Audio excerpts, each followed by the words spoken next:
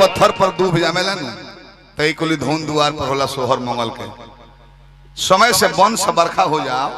और वह धन बाकी ना खेत बाकी ना उसका मतलब नहीं ना। समय से शादी भइल वंश बरखा हो जाए समय से बरखो समय पर हो तो सारा गृहस्थ के मुंह पर हंसी आ जाला समय से हुई तो इन जे दौरी लगल बड़ा तले बरखा जाओ तो निमन होई थोड़ा ना जी ना भाई।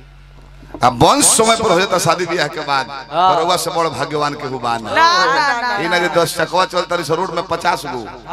हई स्कॉर्पियो तो पर लेबर घुमेला लोग हई फॉर्च्यूनर तो हम घुमिले सारा धन भरले बाद दुआर पर गइलो तो मुंह चौथा कइले बड़े का भइल हो देखो ना 17 वर्ष ब्याह भइले भइल एगो छोछनरो के बच्चा पैदा ना लेला बड़ी पुराना धुन हो प्रयास करो बाबा हो जाओ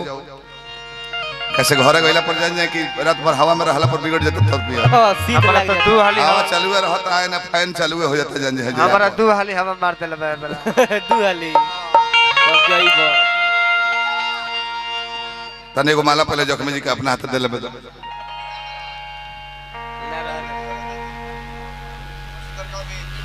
बहुत सुंदर कवि हमारे जितेंद्र जखमी जी कुछ लेल बने ना चैत के वह धुन हो कि पियावा सिवान से अरे अनहर भइले आई देवर तनी देही आपो डाली दर जाई एक क्वेश्चन धुन हो 15 साल पुरान धुन हो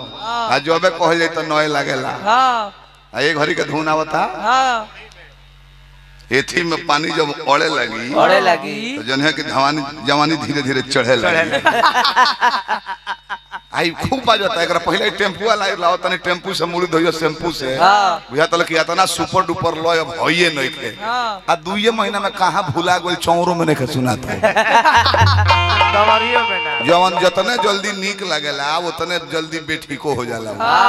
कोनो काम में मेहनत को के चीज प्राप्त करबो ओकर आनंद अभी ना मेहनत के प्राप्त कर लेबो ओकर वैल्यू भैया तू ना देबो मेहनत से एगो करियो लेकी त हर बात मानी तो मजा आई हां अबे मेहनत के सोरियो रे बेटा जी ने तीसरे दिन कहबो कि चलो बहुत देखले बने छन चलो आगे बढ़ब ऐसे मेहनत के फल मीठा होला सुदर्शन भाई गलती ना कोनी ना जी यही है परिवार हमारी एक ही कक्ष में समकक्ष बैठ के पक्ष विपक्ष अपना लक्ष्य की प्राप्ति करेला तेही बाबा आई मंगल बरसाई दुगो बबुआ लोग के हां जी युवराज जी एगो अमन जी रहनु अतुल जी दीर्घायु करी पढ़ी के डॉक्टर इंजीनियर आया सफल बनलो हार्दिक शुभकामना करता हूं तो गौरी गणेश के अरे सुमिरन में बुलाई आई बाबा आई आके लाज के बचाई आई देवता आई आके लाज के बचाई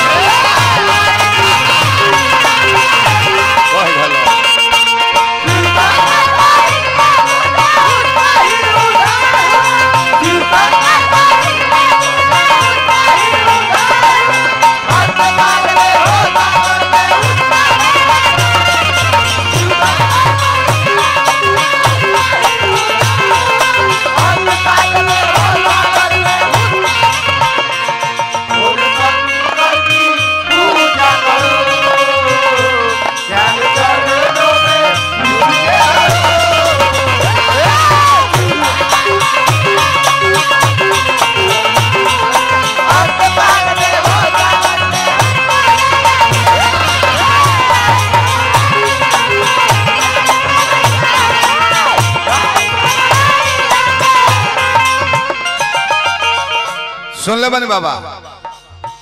हथिया के सूढ़ पवनी मनुष्य के तनवा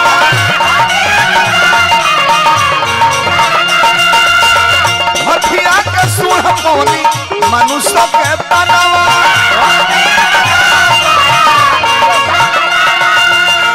सब देवता में पहले तो खेला पूजनवा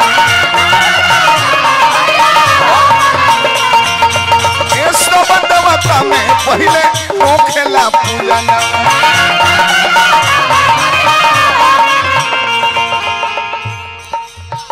भोला जी पिता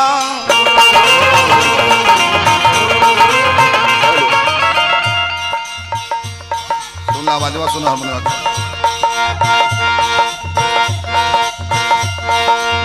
भोला जी पीताई बाबा जी भोला जी पिताजी के संग ले लिया आई बाबा आई आके लाज के बचाई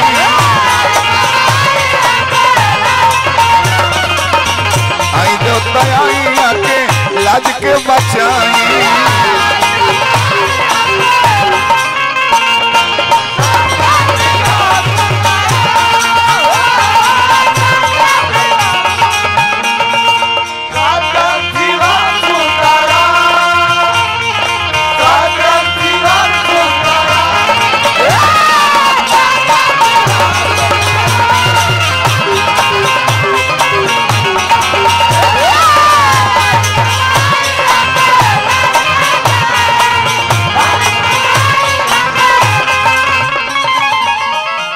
अभिषेक जी हैं बबुआ के चाचा बने ना बबुआ के चाचा बनी हाँ जी हाँ रुपया भाई बकना नहीं भाई ना जाए लॉकडाउन को सौ खेप जाए हो जाए बहुत बहुत पुरस्कार हार्दिक शुभकामना करते हैं जा भोला दानी पद प्रतिष्ठा बनवाला रही अगर बाई चांस पैसा वो सब देता नहीं केहू के नाम अगर गलती बोला जाता तो खिसियाए के नहीं खे दोबारा पैसा दे के फिर अपन नाम सुधरवा ले ऑफर रात भर बा जन्नी और बा रिधि सीधी बदन विनायक रिधि सीधी बदन विनायक दया दरसाइया के हे गणना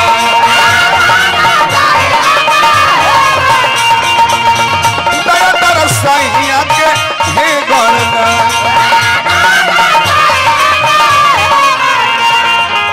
सुदर्शन भाई हमने कहा ये बताओ 8 बजे 8:30 बजे लोग कहले शुरू करी तारा जिला में परसों रहो केहू ना कहत रहो कि शुरू करी ना केहू शुरू करे कहत रहो ना केहू बंद करे कहत रहो 7 बजे ई लो जनवा के 11 सवा 11 में शुरू होवे कई लो जनवा के आराम से 2 घंटे का के निकल जाए कमेटी बैठा रहे कहो कि जी आप लोग कभी से शुरू कीजिए 12 बजे से भी हम लोग कोई दिक्कत नहीं है बस चर्चा राउंड का के निकल जाना है तो घरे आओ तो 3 बज गए जान लो हम यही ले से कहले कि सकरा शुरू कर राउंड गिनाल रौरा के पूजले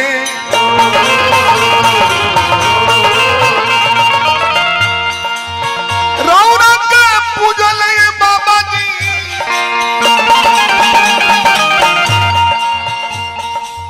आ जाए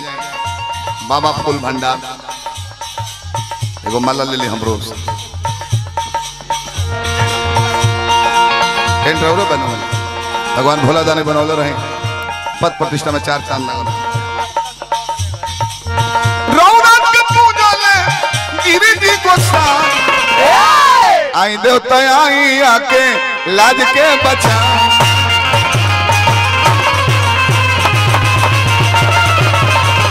आई बाबा आई आके लाज के बचा